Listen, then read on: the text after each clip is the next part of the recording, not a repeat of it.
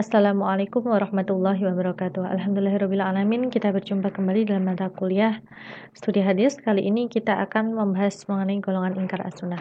Sebelum kita memulai pembahasan kita, marilah kita bersama-sama mengucapkan bismillahirrahmanirrahim. Kita berdoa semoga kita senantiasa diberi kemudahan dan juga diberikan ilmu yang bermanfaat serta barokah. Nah, baik teman-teman, sebelum kita menginjak lebih jauh mengenai penjelasan tentang ingkar as-sunnah, terlebih dahulu saya akan mengungkapkan apa yang dimaksud dengan ingkar. Ingkar sendiri dapat diartikan secara bahasa maupun secara istilah. Jika secara bahasa, ingkar ini dapat diartikan dengan menyangkal atau tidak membenarkan, atau bisa juga diartikan dengan tidak menerima atau tidak menurut dan tidak mengakui. Kemudian bagaimana pengertian ingkar ini secara istilah? Ingkar dapat diartikan adalah sikap seseorang yang tidak mau mengakui atau tidak mau menerima kebenaran dan keberadaan sesuatu. Kemudian jika kata ingkar ini disambung dengan kata as-sunnah menjadi ingkar as-sunnah, itu artinya adalah orang yang tidak mau menerima dan tidak mau mengakui kebenaran dan keberadaan hadis sebagai sumber syariat setelah Al-Quran. Ulangi lagi, bahwa pengertian ingkar as-sunnah adalah sikap seorang muslim yang tidak mengakui atau tidak mau menerima keberadaan sunnah dan kebenaran sunnah sebagai sumber syariat setelah Al-Quran. Kemudian siapa saja yang termasuk ke dalam golongan ingkar as-sunnah? Orang-orang yang termasuk ke dalam golongan ingkar as-sunnah terbagi dalam beberapa kelompok. Pendapat Imam Asy-Syafi'i mengenai golongan ingkar as-sunnah, beliau mengungkapkan bahwa ada 3 golongan yang termasuk ke dalam golongan ingkar as-sunnah. Yang pertama adalah golongan yang menolak sunnah secara keseluruhan. Kemudian yang kedua, golongan yang menolak sunnah kecuali yang memiliki kesamaan dengan petunjuk Al-Quran. Dan yang ketiga adalah golongan yang menolak sunnah yang berstatus ahad dan hanya menerima yang berstatus mutawatir. Dari ketiga golongan ini masing-masing memiliki pendapat dan alasannya atau dasar-dasar yang mereka gunakan untuk mengungkapkan keingkarannya terhadap sunnah. Dari golongan yang pertama, golongan yang menolak seluruh sunnah. Golongan ini memiliki 2 alasan. Yang pertama adalah bahasa Al-Quran, di mana bahasa Al-Quran ini adalah bahasa Arab, dan orang yang memahami bahasa Arab secara sempurna, bagi golongan ini dianggap dapat memahami Al-Quran juga secara sempurna, sehingga tidak perlu penjelasan dari hadis, sehingga tidak membutuhkan hadis sebagai penjelas dari Al-Quran. Ini adalah alasan mengapa mereka menolak seluruh sunnah. Ini adalah alasan dari golongan yang pertama. Kemudian selain itu, mereka juga beralasan menggunakan Quran surat An-Nahl ayat 89, di mana ayat tersebut menyatakan bahwa Al-Quran telah mencakup segala yang dibutuhkan oleh manusia. Kemudian mereka memaknainya secara global dan tekstual, sehingga melahirkan kesimpulan bahwa Al-Quran ini adalah sesuatu yang sempurna dan mencakup segala yang dibutuhkan manusia, sehingga tidak memerlukan penjelasan. Atau mereka menolak pendapat bahwa Al-Quran ini adalah sesuatu yang global dan membutuhkan perincian. Ini adalah pendapat golongan yang menolak seluruh sunnah. Jadi dengan dasar-dasar tersebut, golongan ini kemudian mengingkari kebenaran dan keberadaan sunnah sebagai syariat setelah Al-Quran. Kemudian siapa saja orang-orang yang termasuk ke dalam golongan yang menolak seluruh sunnah? Jadi ada 2 pendapat, di mana 2 pendapat ini sebenarnya sama-sama diambil dari pendapatnya Imam Asy-Syafi'i, hanya saja disampaikan oleh 2 orang yang berbeda. Nah, yang pertama adalah golongan Zindik dan golongan Khawarij. Ini merupakan pendapat Abu Zahrah yang dikutip dari pendapat Imam Asy-Syafi'i dalam kitab Al-Um ayat 200 halaman 218. Kemudian pendapat yang kedua, orang yang termasuk dalam golongan yang menolak seluruh sunnah adalah golongan Mu'tazilah, dan ini merupakan pendapat Syekh Al-Khudari yang menangkap maksud dari Imam Asy-Syafi'i. Nah, ini adalah orang-orang atau golongan-golongan yang termasuk ke dalam golongan yang menolak seluruh sunnah. Kemudian golongan yang kedua adalah golongan yang menolak sunnah kecuali yang memiliki kesamaan dengan petunjuk Al-Quran. Nah, golongan ini memiliki dasar atau memiliki alasan. Mereka menolak hadis ahad maupun mutawatir apabila tidak terdapat nas Al-Quran yang sama mengenai lafaz atau maknanya dengan hadis tersebut. Nah, alasan yang digunakan oleh golongan yang kedua ini sebenarnya hampir sama dengan alasan yang digunakan oleh golongan pertama tadi. Kemudian mereka menambahkan satu alasan bahwa mereka menolak hadis karena tidak ada sandaran hukumnya di dalam Al-Quran. Alasan yang kedua ini mereka perkuat dengan pendapat bahwa Al-Quran merupakan masdar al-awal al-kul, atau diartikan dengan sumber hukum pertama yang menyeluruh bagi manusia. Ini merupakan dua alasan yang digunakan oleh golongan yang menolak sunnah kecuali yang memiliki kesamaan dengan petunjuk Al-Quran. Kemudian golongan yang ketiga adalah golongan yang menolak sunnah yang berstatus ahad dan hanya menerima sunnah yang berstatus mutawatir. Apa saja alasan dari golongan ini? Alasan yang pertama yang diungkapkan oleh golongan ini adalah hadis ahad merupakan hadis yang tingkatannya dhanni. Lalu alasan yang kedua yang mereka ungkapkan bahwa ada kemungkinan dalam hadis ahad tersebut adalah kelalaian perawi atau lupa dari perawinya atau perawinya berbuat salah. Ini merupakan alasan kedua yang diungkapkan oleh golongan yang menolak sunnah yang berstatus ahad. Kemudian alasan yang ketiga adalah adanya golongan pemalsu hadis. Karena di dalam sejarah kita ketahui bahwa dalam perjalanannya hadis ini sempat dipalsukan oleh beberapa orang tertentu dan untuk kepentingan tertentu. Lalu siapa saja orang-orang yang menolak hadis ahad dan hanya menerima hadis yang mutawatir atau sunnah yang mutawatir? Yang pertama, pendapat dari Muhammad Abu Zahu, beliau mengatakan bahwa golongan yang menolak hadis ahad ialah golongan Qadariyah, Rafidhah, dan sebagian mazhab Zahiri. Kemudian pendapat yang kedua menyatakan bahwa golongan yang menolak hadis ahad dan hanya menerima sunnah yang mutawatir atau hadis yang mutawatir adalah golongan Khawarij dan Mu'tazilah. Mereka juga tidak menerima hadis ahad sebagai hujah. Alasan yang digunakan oleh golongan Khawarij dan Mu'tazilah bahwa di dalam hadis itu terdapat kemungkinan kesalahan, berbasangka, dan kebohongan dari rawi-rawinya. Lalu bagaimana sih proses terjadinya ingkar as-sunnah ini atau munculnya golongan-golongan ingkar as-sunnah ini? Jadi terdapat beberapa sebab atau beberapa faktor yang mempengaruhi kemunculan ingkar as-sunnah. Faktor yang pertama adalah tidak memahami ilmu hadis. Kemudian faktor yang kedua, tidak memahami isi dan makna Al-Quran. Kemudian yang ketiga, tidak memahami ilmu tafsir. Dan yang keempat, tidak memahami bahasa Arab. Jadi sesungguhnya di antara ilmu hadis, kemudian isi dan makna Al-Quran, ilmu tafsir, dan juga bahasa Arab ini adalah 4 ilmu yang harus dikuasai oleh seseorang apabila ia benar-benar ingin memahami syariat Islam. Kemunculan dari ingkar as-sunnah ini dilatar belakangi oleh beberapa faktor. Yang pertama, adanya orang-orang yang tidak memahami ilmu hadis, kemudian tidak memahami isi dan makna daripada Al-Quran, tidak memahami ilmu tafsir, dan tidak memahami bahasa Arab. Dari kesalahpahaman atau ketidakmauan untuk mempelajari keempat ilmu tersebut, seseorang akan cenderung memiliki pemahaman yang tekstual atau pemahaman yang kaku terhadap syariat Islam. Bahkan mereka akan berpendapat bahwa Al-Quran ini adalah sesuatu yang tidak membutuhkan perincian. Artinya, karena Al-Quran ini bersifat menyeluruh bagi manusia, mereka berpendapat bahwa hadis pun juga tidak bisa dijadikan sumber syariat Islam karena semua sudah termuat di dalam Al-Quran. Nah, ini adalah sebuah kesalahpahaman atau salah memahami mengenai syariat Islam. Dan akar dari ketidakpahaman itu adalah kurang menguasai beberapa ilmu, diantaranya adalah tadi ilmu hadis, kemudian tidak menguasai isi dan makna Al-Quran,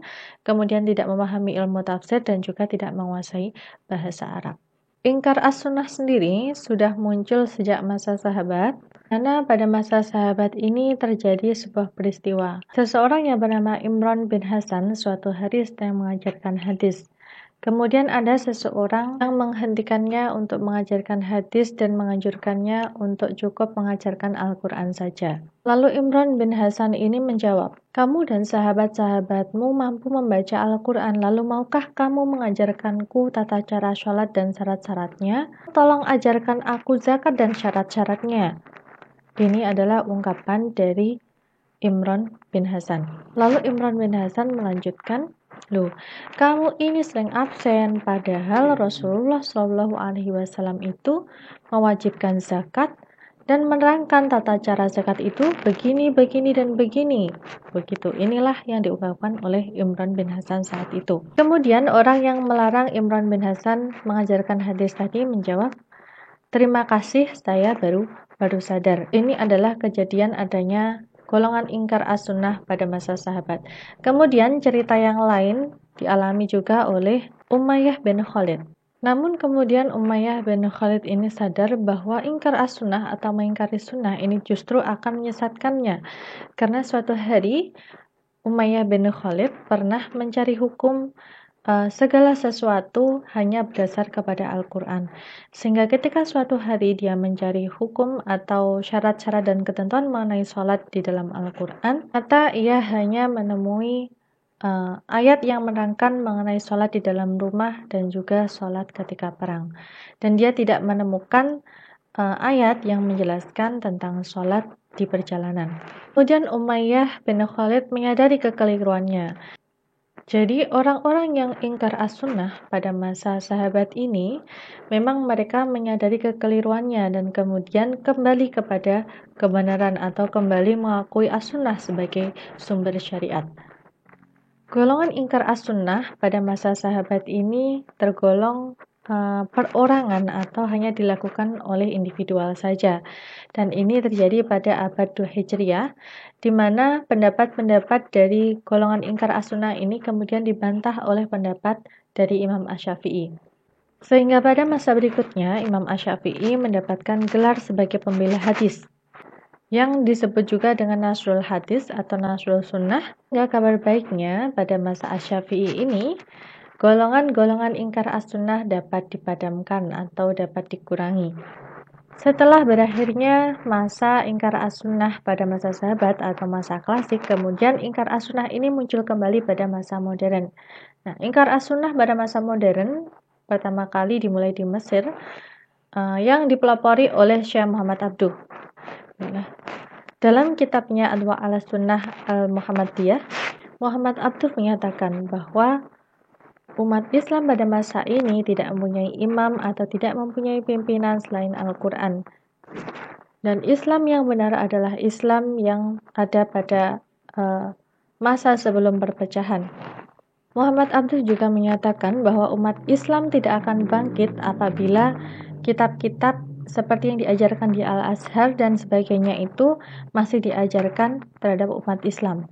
Dan menurut Muhammad Abduh, umat Islam tidak akan mencapai kemajuan kecuali mereka kembali pada kemurnian Al-Quran sebagaimana yang dilakukan oleh orang-orang Islam pada abad pertama. Dan bahkan Muhammad Abduh juga menyatakan bahwa segala sesuatu selain Al-Quran akan menjadi penghalang antara Al-Quran, ilmu, dan amal. Dan Syekh Muhammad Abduh muncul juga tokoh lain yaitu Dr. Taufik Siddiqi. Dr. Taufik Siddiqi ini pernah menulis di dalam majalah Al-Manar dengan judul Islam adalah Al-Quran itu sendiri. Dalam tulisannya, Dr. Taufik Siddiqi ini juga mengutip ayat-ayat Al-Quran dan kemudian menyatakan bahwa Islam tidak memerlukan as-sunnah. Tulisan Taufik Siddiqi ini kemudian mendapatkan tanggapan dari Sayyid Rashid Ridho. Lalu bagaimana tanggapan Sayyid Rashid Ridho kepada Dr. Taufik Siddiqi? Sayyid Rashid Ridho ini nampaknya sangat mendukung pendapat Dr. Taufik Siddiqi. Rashid Ridho berpendapat bahwa hadis-hadis yang sampai kepada kita secara mutawatir, misalnya hadis mengenai jumlah rakaat salat, kemudian tata cara puasa, dan lain sebagainya, adalah ketentuan-ketentuan khusus yang tidak wajib diterima. Namun ternyata suatu hari Sayyid Rashid Ridho ini kemudian mencabut pendapatnya dan kemudian beliau mendapatkan gelar pembela hadis. Jadi Sayyid Rashid Ridho ini pernah menjadi bagian dari Ingkar As-Sunnah, tetapi beliau kemudian menggugurkan pendapatnya dan kembali membela hadis, sehingga beliau tidak jadi mengingkari hadis, tidak jadi menolak kebenaran hadis sebagai sumber syariat. Tetapi beliau juga pernah menjadi bagian dari Ingkar As-Sunnah pada masa modern. Pada tahun 1929, tokoh Ingkar As-Sunnah selanjutnya adalah Ahmad Amin. Kasus yang terjadi pada masa Ahmad Amin pada tahun 1929 bahwa beliau pernah menerbitkan buku yang berjudul Fajr al-Islam. Nah, buku ini mengulas mengenai hadis dalam beberapa babnya, namun sayangnya pendapat-pendapat yang diungkapkan oleh Ahmad Amin ini di dalam bukunya justru mengacaukan antara yang hak dan juga yang batil, dan juga memberikan keraguan pada kebenaran hadis. Nah, inilah yang menyebabkan Ahmad Amin ini dianggap sebagai salah satu tokoh dari Ingkar As-Sunnah pada masa modern. Meski pendapatnya mengundang pro dan kontra, tetapi Ahmad Amin tetap bersikeras dan kukuh dengan pendapatnya sampai beliau wafat. Dan kemudian setelah Ahmad Amin, muncul lagi tokoh Ingkar As-Sunnah yang bernama Ismail Adam. Sama dengan Ahmad Amin, Ismail Adam ini juga menerbitkan sebuah buku di mana buku tersebut berisi tentang sejarah hadis. Namun Ismail Adam ini memberikan pendapat bahwa hadis, bahkan semua hadis dan juga hadis yang diriwayatkan oleh mutafaqun alaih atau hadis-hadis yang diriwayatkan oleh Bukhari Muslim adalah hadis-hadis yang diragukan keotentikannya atau diragukan keasliannya, atau dengan kata lain Ismail Adam ini menganggap bahwa hadis-hadis, bahkan semua hadis itu adalah palsu. Lalu kemudian Ismail Adam ini mendapatkan pro kontra dari masyarakat, sehingga Ismail Adam kemudian memberikan jawaban dalam sebuah majalah. Majalah tersebut berjudul Al-Fat, di mana majalah tersebut mengungkapkan persetujuan ulama mengenai pendapat Ismail Adam. Dan ulama yang ia maksud atau ulama yang dimaksud oleh Ismail Adam yang telah menyetujui pendapatnya adalah si Ahmad Amin tadi. Dalam pembelaannya terhadap Ismail Adam, Ahmad Amin mengungkapkan bahwa apa yang disampaikan oleh Ismail Adam mengenai hadis, mengenai kepalsuan hadis merupakan kebebasan berpikir yang dilakukan oleh Ismail Adam, dan itu merupakan hak yang tidak dapat diganggu. Ini adalah pendapat dari Ahmad Amin dalam membela Ismail Adam. Jadi demikianlah tokoh-tokoh yang muncul pada masa Ingkar As-Sunnah modern. Dimulai dari Syekh Muhammad Abduh, kemudian dilanjutkan oleh Dr. Taufik Siddiqi, kemudian Sayyid Rashid Ridho, Ahmad Amin, dan juga Ismail Adam. Ini semuanya ada di Kairo, Mesir. Nah, kemudian setelah masa-masa Ingkar As-Sunnah terjadi di Mesir, kemudian Ingkar As-Sunnah ini tidak berhenti. Muncul lagi tokoh baru di negara Malaysia, yaitu Kasim Ahmad. Kasim Ahmad ini menyampaikan pendapatnya melalui karya tulis ilmiah yang diberi judul Hadis Suatu Penilaian Semula. Karya tulis Kasim Ahmad ini mendapatkan banyak sekali penentangan. Nah, salah satunya adalah reaksi dari penyuntingnya sendiri, yaitu Mahayuddin Haji Yahya. Dalam rekam jejaknya, Kasim Ahmad ini beberapa kali melakukan tindakan yang mengejutkan. Pertama-tama, Kasim Ahmad berhenti dari ketua PRSM atau Partai Sosialis Rakyat Malaysia, sekaligus keluar dari partai tersebut. Dan itu Kasim Ahmad juga menyatakan ingin menjadi anggota UMNO yang dulu sangat dimusuhinya.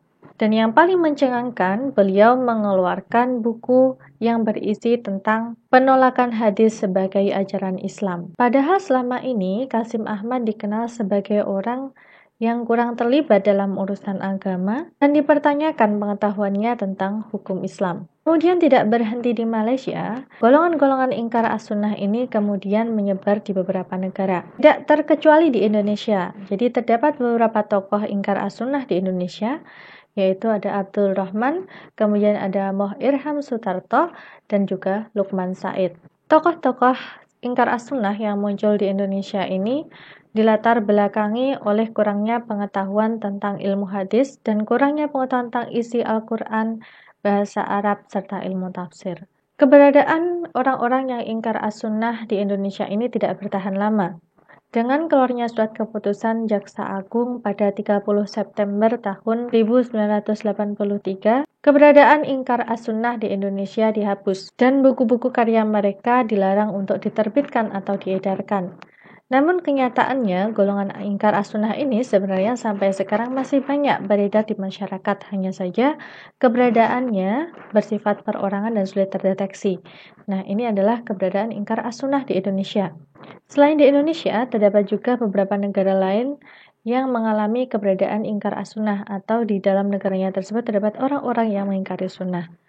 Di antara negara yang dimaksud adalah India, Pakistan, dan Bangladesh, di mana di negara-negara tersebut juga terdapat beberapa tokoh yang mempelopori Ingkar As-Sunnah. Ahmaddin ini adalah seorang pengajar di Amritsar, Punjabi, India. Kemudian ada lagi Ahmad Khan. Ahmad Khan ini orang yang lahir di Delhi, India. Ini adalah tokoh-tokoh Ingkar As-Sunnah di India, Pakistan, dan Bangladesh. Menurut Ahmad Khan, ulama salaf itu tergolong ceroboh dalam penyaringan hadis, terutama dalam sanad dan matannya. Sebagai sebuah kelompok atau golongan, tentu saja Ingkar As-Sunnah memiliki pendapat-pendapat yang kemudian menjadi ajaran yang disampaikan kepada pengikutnya atau kelompoknya. Ajarannya diantaranya yang pertama bahwa taat kepada Allah sebagai satu-satunya sumber dan dasar tasyrik dalam agama Islam. Tidak boleh ada yang lain. Kemudian ajaran yang kedua bahwa tugas Rasulullah adalah menyampaikan Al-Quran, wahyu yang diterima dari Allah SWT kepada umatnya, dan bukan menerangkan ayat-ayat Al-Quran yang menimbulkan hukum baru.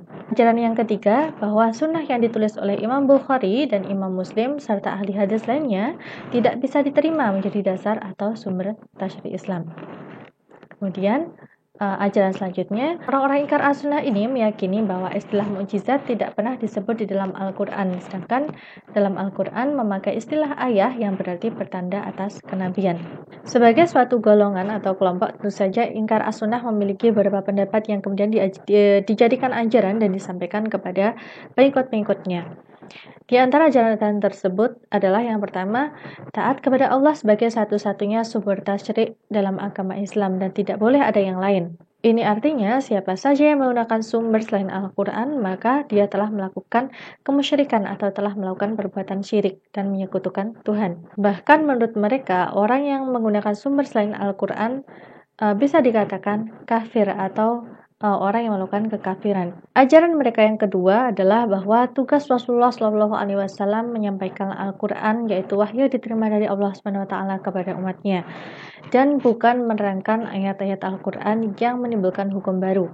Dalam pendapat yang satu ini, mereka memaknai bahwa Rasulullah itu menjadi Rasul ya ketika dia menerima wahyu, ketika proses penyampaian Al-Quran. Di luar itu, Rasulullah SAW adalah manusia biasa, sehingga perkataan, perbuatan, ketetapan serta cita-citanya tidak dapat dijadikan hujah di dalam agama Islam. Ajaran Ingkar As-Sunnah yang ketiga bahwa sunnah yang ditulis oleh Imam Bukhari, Imam Muslim, dan ahli hadis lainnya tidak bisa diterima menjadi dasar atau sumber tasyrik Islam, karena hadis-hadis atau sunnah-sunnah tersebut merupakan suatu kebohongan atau suatu kepalsuan dan bukan perkataan Nabi SAW.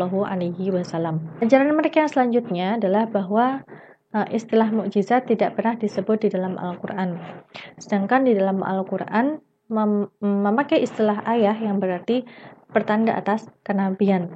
Sehingga para Ingkar As-Sunnah ini berpendapat bahwa Muhammad itu adalah Rasulullah, akan tetapi dia bukan Nabi terakhir. Menurut para Ingkar As-Sunnah ini bahwa setelah Muhammad SAW itu terdapat Rasul-Rasul lain yang menyampaikan ayat-ayat Allah atau yang menerima dengan perantaraan Al-Quran yang disampaikan oleh Nabi Muhammad. Menurut golongan Ingkar As-Sunnah, tidak semua kitab Allah itu wajib diimani. Bahkan mereka tidak mengimani salah satu kitab, yaitu kitab Zabur. Menurut pandangan Ingkar As-Sunnah bahwa kitab Zabur itu bukan kitab yang diturunkan kepada Nabi Daud, akan tetapi Zabur itu merupakan kekuatan yang diberikan kepada Nabi Daud. Di mana dengan kekuatan atau Zabur tersebut, kemudian Nabi Daud ini memiliki keunggulan dibandingkan nabi-nabi yang lain, terutama dalam bidang industri besi. Dan kemudian pendapat ingkar as-sunnah yang lain bahwa manusia pertama yang diciptakan oleh Allah SWT bukanlah Nabi Adam, tetapi manusia pertama yang diciptakan oleh Allah SWT adalah perempuan. Kemudian dari perempuan tersebut lahir anak-anak tanpa bapak. Lalu kemudian dari anak-anak tersebut kemudian menjadi suami si ibunya dan kemudian lahir Nabi Adam. Ini adalah pendapat orang-orang ingkar as-sunnah. Jadi orang-orang ingkar as-sunnah ini meyakini bahwa kejadian Nabi Adam itu adalah sama seperti kejadiannya Nabi Isa alaihi salam. Ini adalah sedikit dari pendapat ingkar as-sunnah mengenai keyakinan mereka berkenaan dengan kenabian. Dan masih banyak keyakinan-keyakinan lain yang belum saya ceritakan di sini. Nah, kemudian ajaran ingkar as-sunnah yang lain adalah setiap diri mengalami kematian 2 kali dan juga hidup 2 kali. Waktu kematian 2 kali yang dimaksud adalah mati sebelum lahir dan mati setelah lahir di dunia. Dan menurut mereka, orang yang sedang sakaratul maut dan setelah dikuburkan tidak mendapatkan azab ataupun siksa kubur. Jadi di dalam keyakinan mereka bahwa azab itu terjadinya 2 kali. Yang pertama dalam kehidupan mereka yang berupa musibah, dan yang kedua terjadi dalam bentuk azab di akhirat bahwa mereka masuk ke dalam neraka. Sehingga golongan ingkar as-sunnah ini adalah golongan yang tidak mempercayai adanya siksa kubur. Jadi sebenarnya ini hanyalah sedikit dari ajaran-ajaran ingkar as-sunnah, dan sebenarnya masih banyak lagi pendapat-pendapat lain atau ajaran-ajaran lain dari ingkar as-sunnah yang belum saya terangkan di sini. Tidak hanya dalam masalah keyakinan, ingkar as-sunnah juga memiliki pendapat-pendapat yang kemudian dijadikan ajaran-ajaran terhadap kelompoknya, terutama dalam masalah ibadah. Ajaran ingkar as-sunnah tidak hanya menyangkut pada keyakinan, akan tetapi ajaran-ajaran ingkar as-sunnah ini juga mengatur dalam masalah ibadah mereka. Antaranya bahwa sholat menurut mereka adalah melakukan permohonan kepada Allah SWT, sehingga tidak boleh ada perbuatan atau kata-kata yang di luar dari permohonan kepada Allah SWT, seperti cerita, salam kepada orang lain, atau menengok ke kanan dan ke kiri. Pendapat yang lain dalam masalah ibadah dalam persepsi ingkar as-sunnah bahwa perintah sholat bukan diterima pada waktu Isra Mi'raj, tetapi telah diperintahkan sejak jutaan tahun lalu, bahkan semenjak Nabi sebelum Nabi Muhammad SAW. Jadi mereka meyakini bahwa perintah sholat itu sudah ada sebelum adanya agama Islam yang dibawa oleh Nabi Muhammad SAW. Bahkan golongan ingkar as-sunnah ini berpendapat bahwa Isra Mi'raj itu hanyalah kegiatan Nabi dalam menyaksikan ayat-ayat Allah dan juga planet-planet ciptaan Allah, bahwa ini adalah merupakan planet-planet yang jelas yang bisa dilihat dari ionosfer. Ingkar as-sunnah juga memberikan pengertian safar yang berbeda dari pengertian safar pada umumnya, di mana menurut umat Islam pada umumnya safar ini adalah perjalanan, namun dalam pendapat ingkar as-sunnah pengertian safar adalah atau berbeban, begitu. Pengertian safar dalam pendapat ingkar as-sunnah artinya adalah berbeban. Hingga kata ala safarin diartikan sebagai orang yang lemah fisik, kemudian orang yang bekerja berat, kemudian orang yang sedang dalam pertempuran atau peperangan, wanita yang hamil tua, kemudian perempuan yang haid. Ini adalah pengertian safar dalam pemahaman ingkar as-sunnah. Pendapat lain dari ingkar as-sunnah mengenai masalah ibadah adalah masalah zakat, di mana menurut mereka zakat itu bukan membersihkan harta atau mensucikan harta, akan tetapi menurut mereka zakat diartikan sebagai kecerdasan. Hingga mereka memaknai bahwa yang termasuk ke dalam zakat adalah memberikan ilmu kepada orang yang membutuhkan ilmu. Dan itu mereka juga mengartikan zakat adalah memberikan kesempatan untuk bekerja bagi orang yang membutuhkan pekerjaan. Mereka juga mengatakan bahwa zakat itu yang termasuk dalam zakat adalah sedekah dan infak. Sehingga intinya menurut mereka zakat bukanlah membersihkan harta, akan tetapi memberikan bantuan berupa jasa, kemudian berupa ilmu, tenaga, buah pikir, dan lainnya untuk kepentingan masyarakat umum, terutama mereka yang membutuhkan. Menurut golongan ingkar as-sunnah, haji dapat dilakukan pada bulan tertentu atau asyhurul ma'lumat, yang dimaksud adalah pada Dzulqa'dah, Dzulhijjah, Muharram, dan juga Rajab. Dan menurut golongan ingkar as-sunnah, wukuf di Arafah boleh saja dilakukan pada 4 bulan tersebut.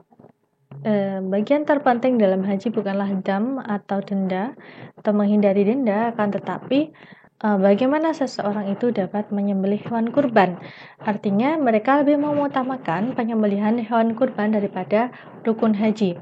Ini adalah pendapat dalam masalah ibadah dalam perspektif Ingkar As-Sunnah. Demikianlah ajaran-ajaran yang disampaikan oleh Ingkar As-Sunnah baik dalam keyakinan maupun dalam masalah ibadah. Saran saya agar kita semua tidak terjebak dalam lingkungan Ingkar As-Sunnah atau kita tidak tertarik untuk masuk ke dalam golongan Ingkar As-Sunnah sehingga kita tidak mempercayai atau kita tidak menerima hadis sebagai sumber hukum atau hadis sebagai syariat Islam.